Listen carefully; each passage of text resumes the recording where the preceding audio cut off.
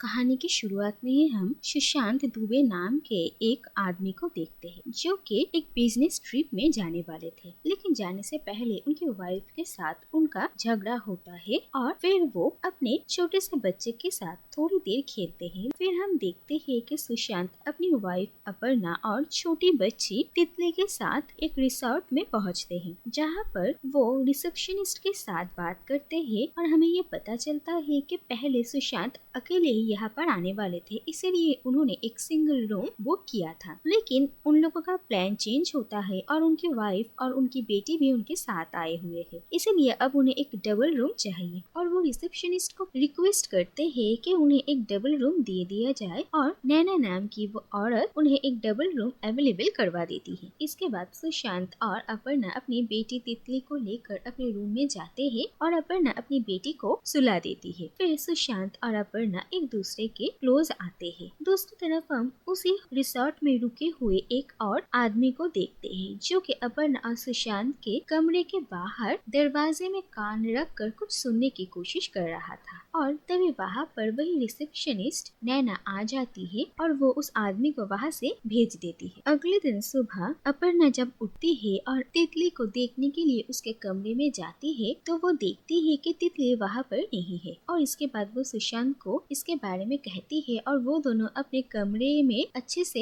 तितली को ढूंढते हैं और फिर बाहर रिसेप्शन में आते हैं और वहाँ पर वो सबको कहते हैं कि उनकी बेटी नहीं मिल रही है। फिर पूरे रिसोर्ट में अच्छे से ढूंढा जाता है लेकिन कहीं पर भी तितली नहीं थी और फिर स्विमिंग पूल में उन्हें तितली का एक डॉल मिलता है जो देखकर अपर्णा बहुत ही ज्यादा घबरा जाती है। लेकिन फिर पता चलता है कि वो डॉल तितली की नहीं बल्कि किसी और बच्चे की थी। दूसरी तरफ हम सुशांत को देखते हैं और उसे देखकर ऐसा लगता है जैसे कि उसे अपनी बेटी के ऐसे अचानक गायब हो जाने से कोई फर्क ही नहीं पड़ता, वो अपने किसी दूसरे काम में ही बिजी है। फिर जब तितली को पूरे रिसोर्ट में ढूंढकर भी उसका कोई पता नहीं चलता तो अपर्णा पुलिस को इन्फॉर्म करना चाहती थी, लेकिन फिर सुशांत और रिसोर्ट के मैनेजर दोनों ही पुलिस को इन सब में इन्वॉल्व करना नहीं चाहते थे क्योंकि इससे रिसोर्ट का बहुत बदनामी होगी और सुशांत पुलिस को इसलिए इन्फॉर्म नहीं करना चाहता था क्योंकि दरअसल सुशांत और अपर्णा हस्बैंड वाइफ है ही नहीं। दरअसल सुशांत जब रिसोर्ट में आने वाला था तब एक फेरी में उसकी मुलाकात अपर्णा से हुई थी और सुशांत को पता चलता है कि अपर्णा की एक 3 साल की बेटी है और अपर्णा को देखकर सुशांत को वो बहुत पसंद आ जाती है और सुशांत एक अनहैप्पी शादीशुदा जिंदगी बिता रहा था तो दूसरी तरफ अपर्णा एक डिवोर्स से थे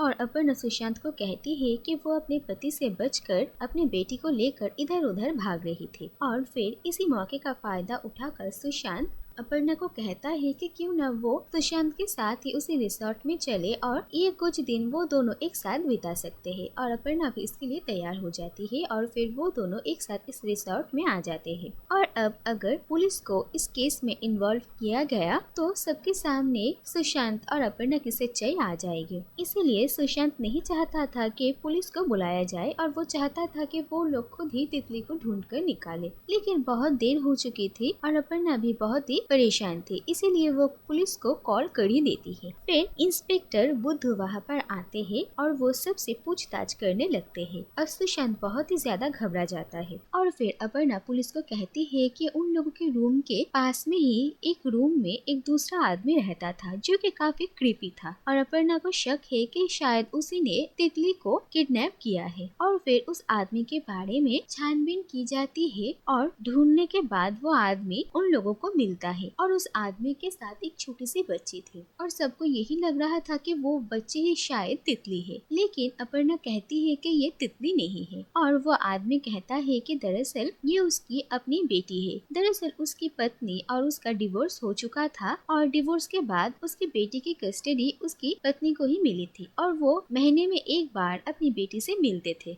और वो लोग जब पता लगाते हैं तो उन्हें पता चलता है कि ये आदमी सच बोल रहे हैं। इसके बाद इंस्पेक्टर एक स्केच आर्टिस्ट को बुलाते हैं और अपर्णा और सुशांत को अलग अलग करके तितली की डिस्क्रिप्शन देनी पड़ती है और वो दोनों ही जो डिस्क्रिप्शन देते हैं उससे 2 अलग अलग स्केचेस बनाए जाते हैं जो देखकर इंस्पेक्टर को अब सुशांत और अपर्णा पर शक होता है और वो दोनों ही स्केच उन लोगों को दिखाते हैं और ये देखकर सुशांत बहुत डर जाते हैं क्योंकि उन्होंने तो कभी तितली का चेहरा देखा ही नहीं था। और फिर वो इंस्पेक्टर को ये कहते हैं कि दरअसल उन लोगों की तितली नाम की तो कोई बेटी है ही नहीं। दरअसल उनकी वाइफ अपर्णा माँ नहीं बन सकती है और इस सदमे को वो बर्दाश्त नहीं कर पाए और उन्होंने तितली नाम की अपनी एक बेटी को इमेजिन कर लिया और वो अब उसी इमेजिनेशन के साथ ही जी रही थी। सुशांत अपनी वाइफ से बहुत प्यार करते हैं और वो उन्हें नहीं खोना चाहती, इसीलिए वो अपर्णा के इस झूठ को और भी ज्यादा बढ़ावा देने लगते हैं। और ये बात सुनकर इंस्पेक्टर बहुत ही ज्यादा हैरान हो जाते हैं और वो अब तितली को ढूंढना बंद करने के बारे में सोचते हैं। लेकिन जब वो रिसोर्ट से निकलने ही वाले थे तभी वहाँ पर नैना नाम की वही रिसेप्शनिस्ट आ जाती है और वो इंस्पेक्टर को कहती है कि पिछली रात जब सुशांत और अपर्णा ने रिसोर्ट में चेक इन किया था तब उसने अपर्णा के हाथों में एक छोटी सी बच्ची को देखा था। उसने बच्ची का चेहरा तो नहीं देखा था लेकिन उसे ये यकीन था कि वो एक बच्ची ही थी। और ये बात सुनकर इंस्पेक्टर इस केस को बंद करने से मना करते हैं और वो फिर से सुशांत से पूछताछ करने लगते हैं। और इस बार कोई और रास्ता ना देखकर सुशांत को सच कहना ही पड़ता है। वो कहता है कि दरअसल अपर्णा उसकी वाइफ नहीं है और उसने तितली को देखा भी नहीं है और वो ये सारी सच्चाई नहीं कह सकता था, इसीलिए उसने अपर्णा के इमेजिनेशन के बारे में झूठ कहा। फिर पुलिस इंस्पेक्टर जब अपर्णा से पूछताछ करने जाते हैं तो अपर्णा सबके सामने ये एक्सेप्ट करने से इनकार करती है कि सुशांत उसके हस्बैंड नहीं है। और ये देखकर सुशांत और वहाँ पर मौजूद सभी बहुत ही हैरान रह जाते हैं। तो दूसरी तरफ पुलिस सुशांत के बारे में पता लगाते हैं और उन्हें पता चलता है कि सुशांत की वाइफ का नाम कुछ और है और उन लोगों का एक बेटा भी है। और सुशांत की वाइफ उस पर हमेशा से ही शक करती थी, इसीलिए वो सुशांत के साथ इस ट्रिप पर आना चाहती थी लेकिन सुशांत उसे अपने साथ नहीं लेकर आए थे। दूसरी तरफ सुशांत अपर्णा से अकेले में बात करता है और वो उसे कहता है कि दरअसल तितली को उसने ही किडनैप कर लिया है क्योंकि वो अपर्णा के एक्स हस्बैंड के आदमी है और उन्हीं के कहने पर उन्होंने ऐसा किया है। और वो अपर्णा को धमकी देता है कि अगर उसने पुलिस को यहाँ से जाने नहीं दिया तो वो तितली को नुकसान पहुँचाएगा। ये बात सुनकर अपर्णा बहुत ही डर जाती है और इसके बाद मौका देखकर सुशांत और अपर्णा रिसोर्ट से निकल जाते हैं और वो लोग एक जंगल की तरफ जाते हैं। सुशांत ने कहा था कि उसने तितली को यहीं पर ही कहीं रखा था और वो लोग जब जंगल के अंदर आते हैं तो अपर्णा सुशांत से तितली के बारे में पूछती है और सुशांत कहता है कि दरअसल उसने तितली को किडनैप नहीं किया, उसने तो बस पुलिस से बचने के लिए तभी झूठ कह दिया था। और फिर अपर्णा कहती है कि उसे पहले से ही पता है कि सुशांत ने तितली को किडनैप नहीं किया है क्योंकि तितली को सिर्फ और सिर्फ वही